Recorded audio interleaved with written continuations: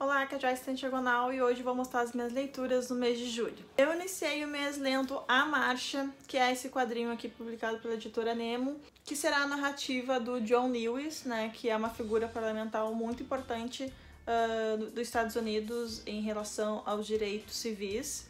E aqui a gente vai ter então a história dessa figura anos atrás, quando ainda rolava toda aquela segregação racial.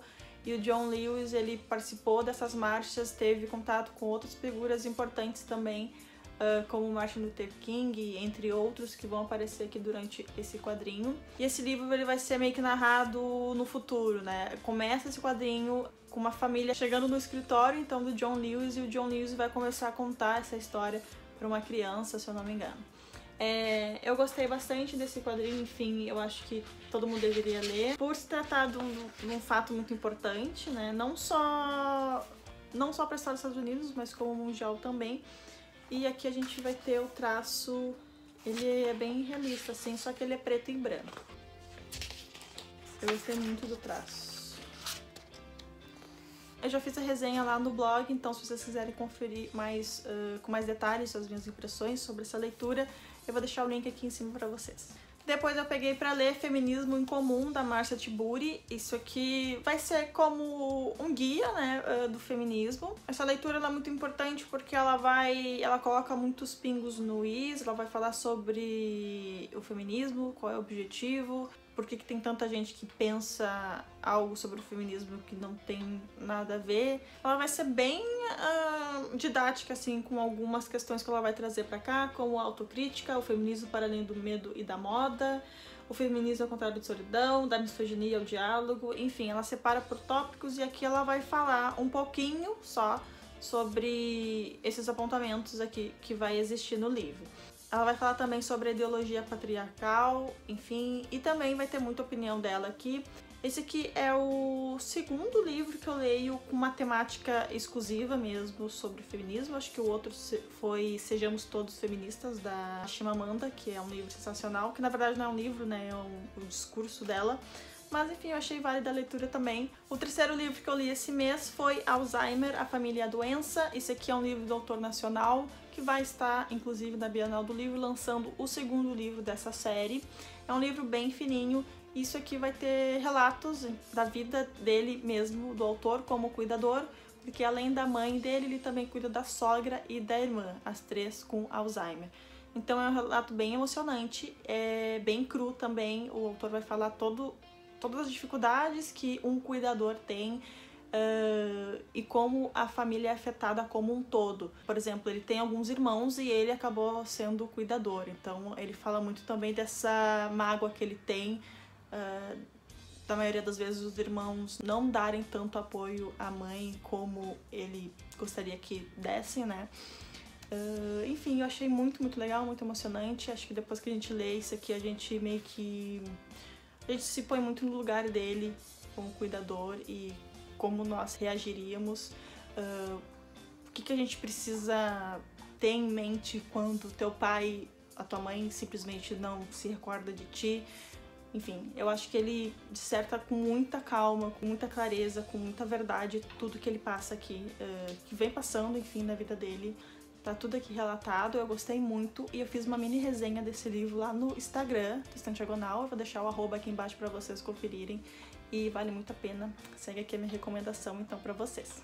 O quarto livro que eu li esse mês foi Prazeres Sombrios. Esse aqui é uma série Imortais, né? O primeiro é... eu não vou me lembrar o nome do primeiro, como sempre, né? Espera que eu vou me lembrar. O primeiro é Desejo Insaciável, mas é uma série sensual, então, que vai ter valquírias, vampiros, lobisomens. Nesse livro, principalmente, vai aparecer outros seres que no primeiro não apareceu. E aqui a gente tem um relacionamento, então, de uma valquíria mesmo e de um vampiro.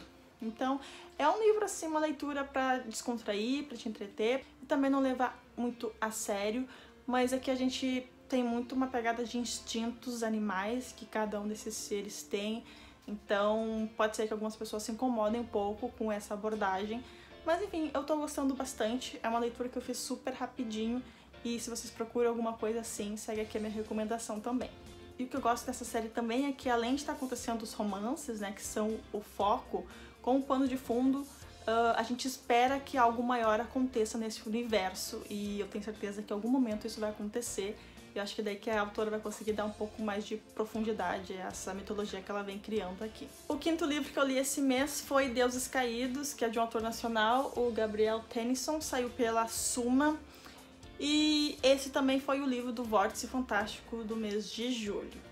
Eu tava com umas expectativas bem grandes sobre essa leitura, porque aqui na sinopse fala sobre um assassinato, uma série de assassinatos vai acontecer, e a gente vai ter então um padre investigador, meio que Constantine, sabe? Eu ainda não li Deuses Americanos e também ainda não vi a série, mas eu sei do que se trata, enfim, e ele tem muito uma pegada disso, tem uma pegada de outra série aí que eu me esqueci o nome. É uma fusão de várias coisas aqui, uma fusão de várias religiões também. Eu até gostei de toda essa mistura, que ele conseguiu trazer tudo pro nosso mundo, né, como realmente é.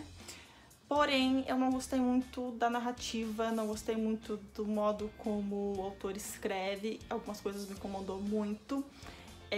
Tem partes no livro que eu acho que ele dá uma forçada de barra, sempre trazendo o teor sexual pra onde não precisa.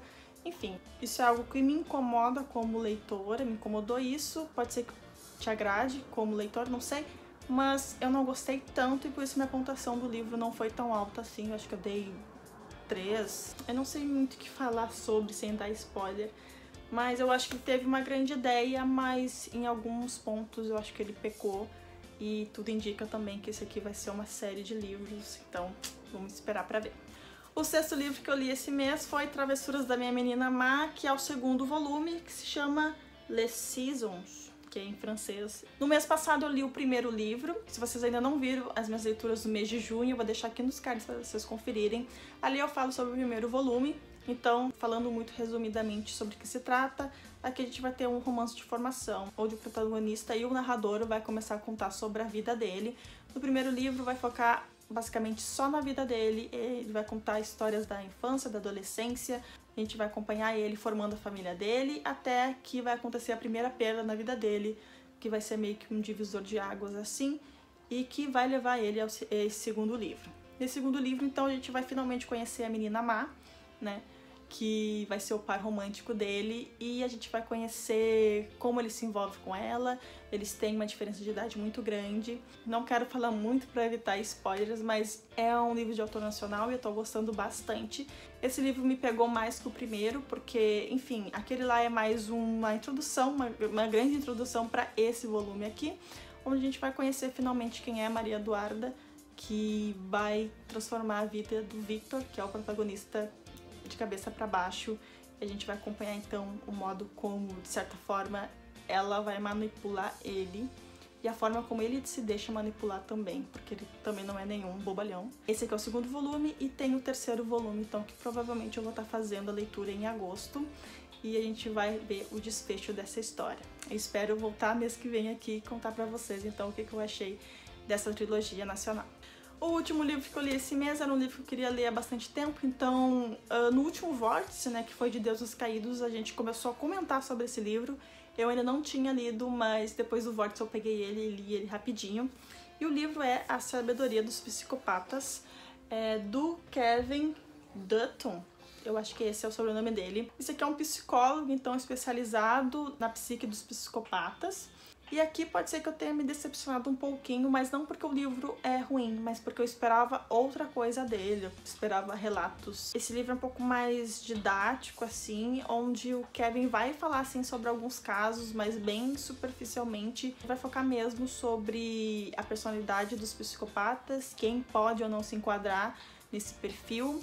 Inclusive, ele vai deixar aqui um site onde a gente pode fazer o teste, né? É em inglês, enfim, mas tu pode fazer um teste para saber o teu nível de psicopatia. E aqui ele vai analisar também o modo como a nossa sociedade ela tá virando cada vez mais psicopata. Isso é muito interessante. Enfim, ele bate bastante nessa tecla que alguns psicopatas não necessariamente precisam ser serial killers. Ele faz um estudo bem profundo sobre isso e aqui nesse livro a gente vai descobrir Então, se você gosta de um livro mais teórico, assim, que aborde o tema, eu tenho certeza que vocês vão gostar desse livro. Tem algumas curiosidades que ele vai largando durante a narrativa, né? Por exemplo, ele fala que pessoas com tendências psicopatas não costumam ser afetados pelo contágio do bocejo, sabe? Sabe quando alguém boceja, provavelmente tu vai bocejar também? Enfim, normalmente eles não são afetados com isso porque uma mente psicopata, ele não tem empatia pelas outras pessoas e isso interfere muito desse contágio. É bem louco, mas é bem interessante de acompanhar.